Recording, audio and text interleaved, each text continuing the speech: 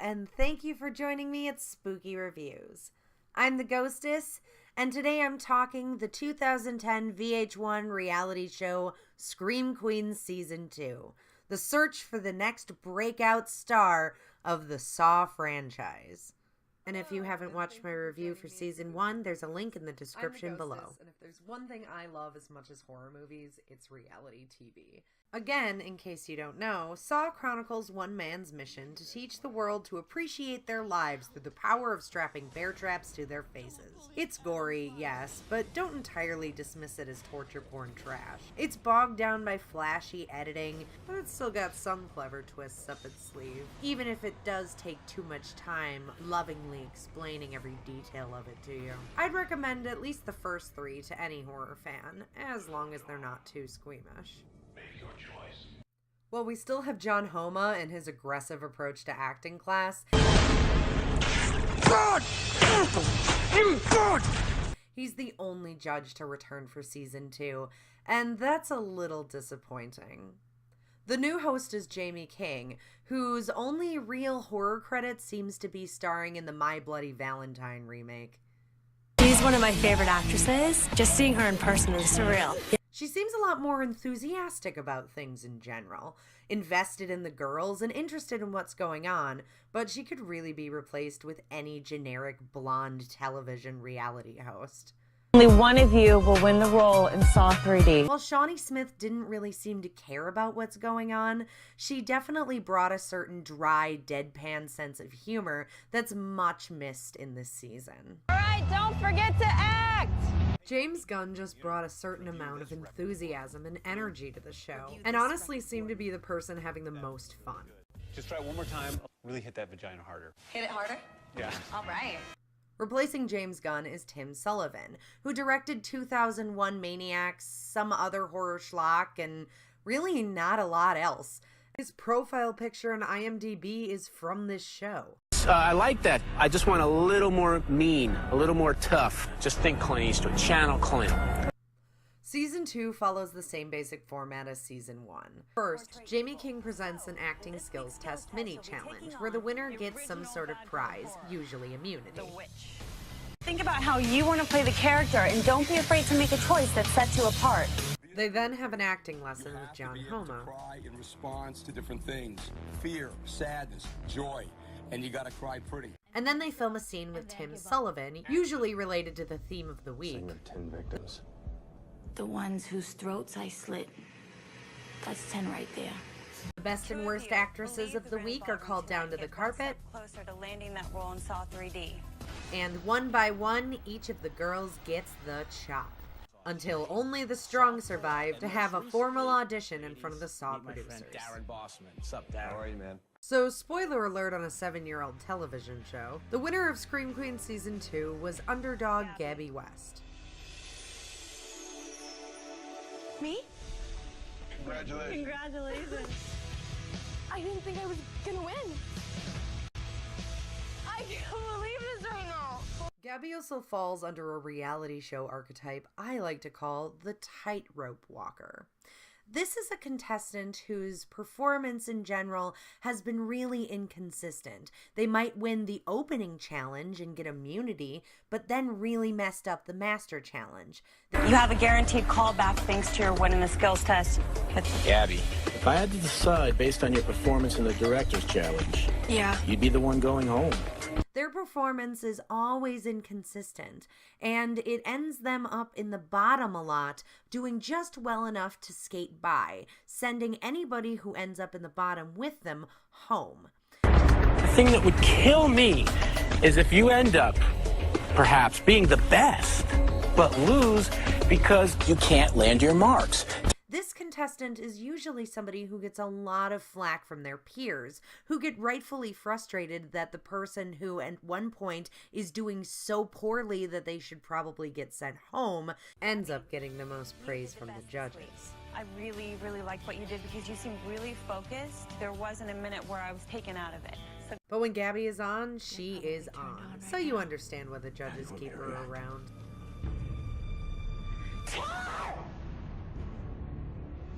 Total terror.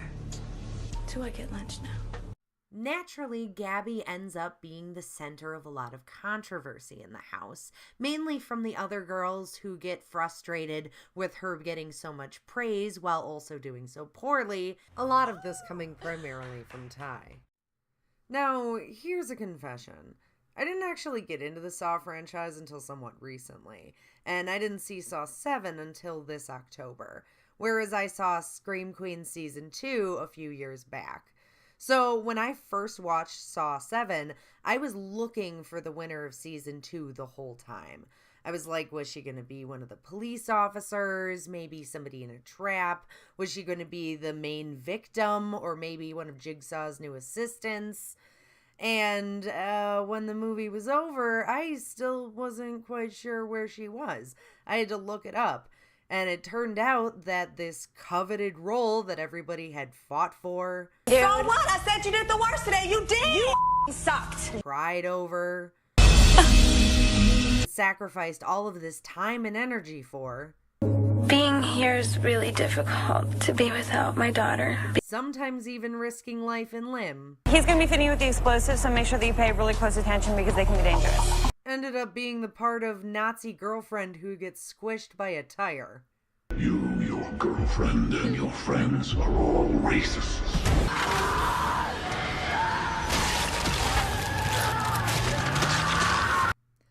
Now, I have a theory. I don't think the part that Gabby got was the part they had in mind when they decided to make Season 2 of Scream Queens. I think that part was actually opening Kill Girl Deena. Fred! Fred! Fred, I love you! I love you too, baby! Deena is an actual character with a name and a backstory, but she doesn't appear in any other scenes, and it's not like she's played by a notable enough actress that they couldn't have just used somebody who'd won the show. Do it! You gotta do it! You gotta kill him, Fred! As the series progresses, we see Gabby has a lot of issues with technical things on the set. Too fast, too fast, too fast! She seems completely lost at times when she's on set, constantly looking at her mark.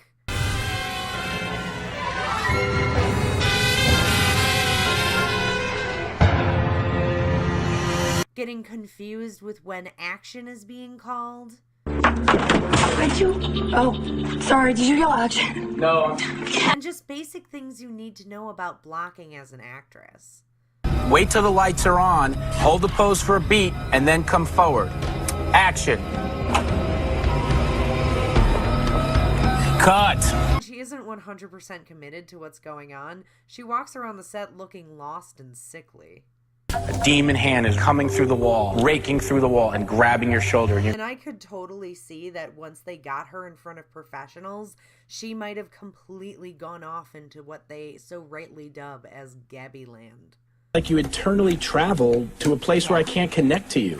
We kid about it, but there's Gabby Land. So I think they downsized her part to one she couldn't possibly screw up because she didn't have any lines or blocking. Jessica is probably the best actress in my opinion. The most consistent throughout, the most believable in performances, and the one who seems the most committed to everything that she's doing. Why am I the only one here?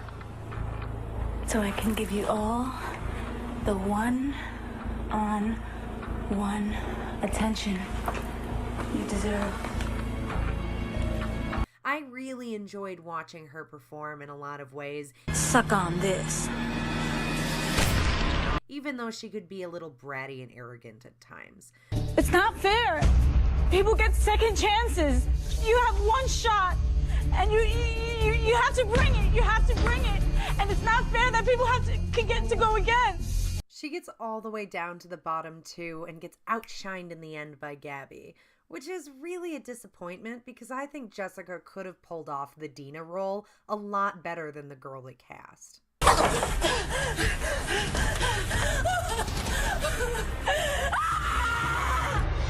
Overall, I'd say the girls in season 2 aren't as over the top as season 1, but that also lends to it being pretty bland to watch. Boring. While there are still some laughably bad performances, I am so ready for tonight. I think you're gonna like what you see. There also aren't any contestants who are so knock it out of the park good that you're rooting for them to win, like Denidra.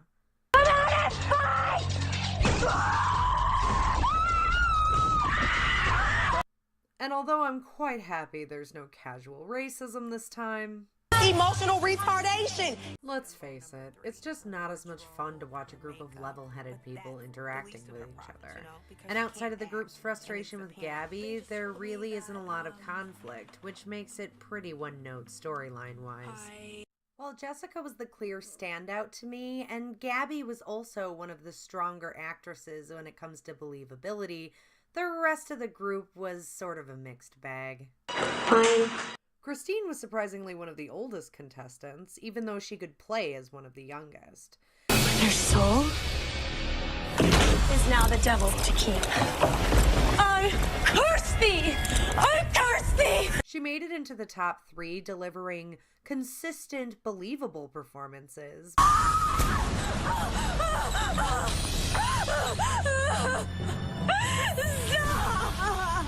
But she didn't have a very strong stage presence, and I often forgot she was even in the competition.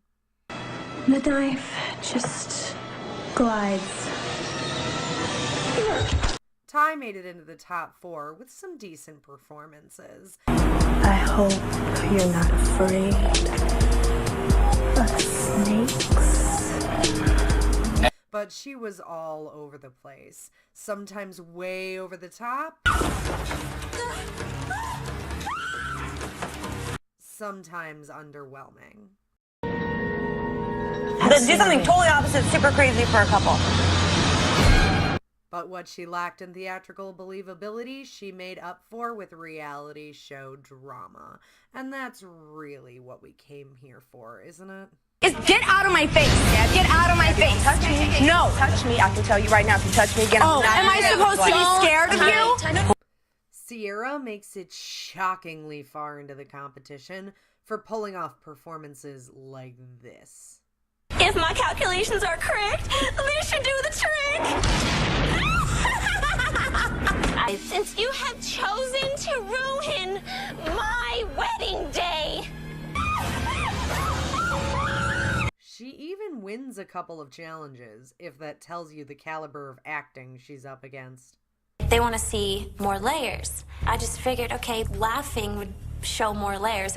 I'm sure some of it is just the way that she's edited, but she seriously comes across like one of the dumbest reality show contestants I've ever seen. And that's including the Rock of Love girls. Why'd you run off like that, babe? Why is she looking up? Why is she looking at the ceiling? Sarah, with the hard Chicago accent. Happy. Ha. Yeah, like you just said. It's not. Pulled out some decent performances during the series. Why me?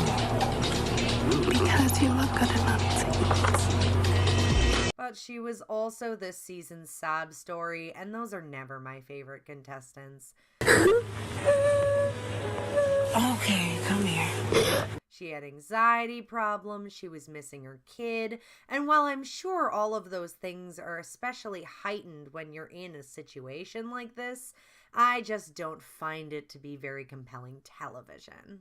And the one person who was always there for me, who is still there for me, is my daughter. And if I was being 100% honest, I didn't think I could take one more day without her. Allison is a bit of a diva, especially for having iPod Girl as her claim to fame, and she literally gets cut from the competition for having crazy eyes. So I can give you all the one-on-one attention that you deserve. Carly made a lot of silly, over-the-top choices. Poor little Rosanna is so small and sweet that she can't even play a believable adult, let alone a serial killer. Those are the muscle fibers. You're lucky I didn't put my pants right there. Lana was just uncomfortably bad. Michael? Where are you?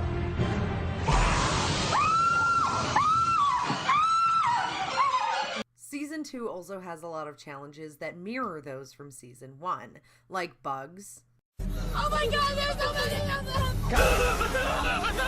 A sexy photo shoot for a movie poster. Starring in a campy horror flick. You ready, babe? I was born ready. Seduction lessons.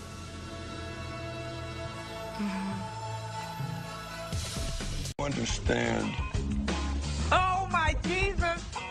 that this is cheating. And pretending to be demonically possessed.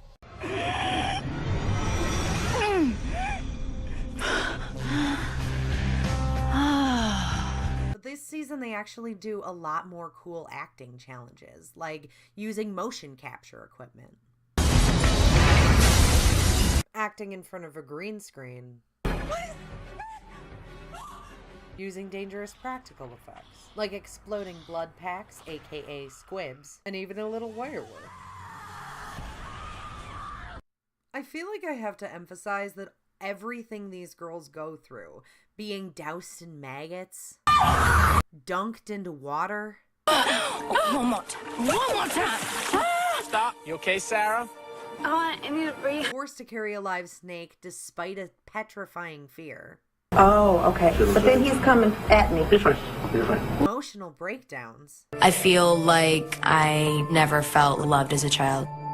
All of this being essentially a drawn-out audition process for this. I definitely enjoyed watching season 2, but there was something about season 1 that had more fire and spark and energy, and I really think that comes down to the star quality of the contestants themselves. Snap! Snap! Spank! Give it all to the camera there. It celebrates everything horror in a very tongue-in-cheek way that's near and dear to my heart. You're lucky I didn't put my pants right there. And even though the prize really isn't worth all the effort, it's not about the destination. It's about how much fun you can make the journey. I would still recommend season 2 for anyone who enjoyed season 1 remotely. And if you're a fan of reality television and horror, especially the Saw franchise, you should check this series out.